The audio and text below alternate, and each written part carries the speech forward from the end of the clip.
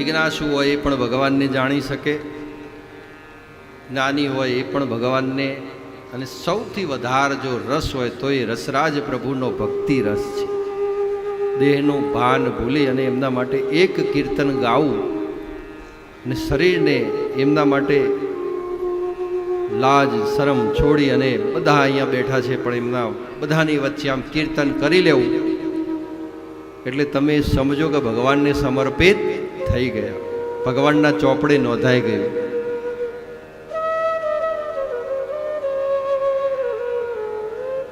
એટલે એવી બધી ગોપીઓ જ્યારે આ મહારાસ પૂર્ણ થયો,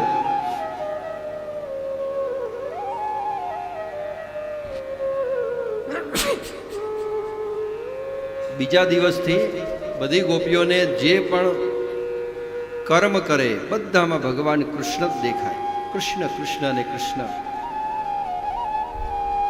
બધી ગોપીઓ સાથે મળી અને ભગવાન માટે યુગલ ગીત ગાય છે, અને યુગલ ગીતની અંદર ભગવાનના સુંદર અંગ ઉપાંગના એટલા વખાણ છે કે એની આપણે કલ્પના ના કરી શકીએ. એટલું સુંદર મજાને ભગવાનના નેત્રો કેવા છે, ભગવાનની ભ્રમર કેવી છે, ભગવાનના હોઠ કેવા છે, બધા ભગવાનના વખાણ. અધરમ મધુરમ વદનમ મધુરમ નયનમ મધુરમ હસિતમ મધુરમ.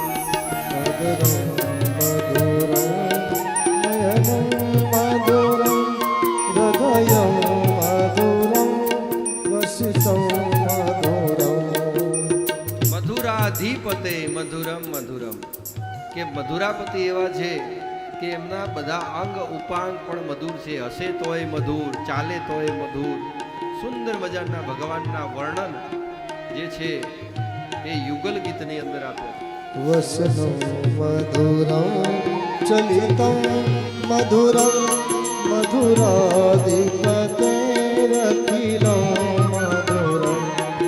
વેણુ મધુરે રેણુ મધુરે પાણી મધુરો પાદો મધુરો નૃત્યમ મધુરમ સખ્યમ મધુરમ મધુરાધિપતે રખિલમ મધુરમ મધુરાધિપતે રખિલમ મધુરમ.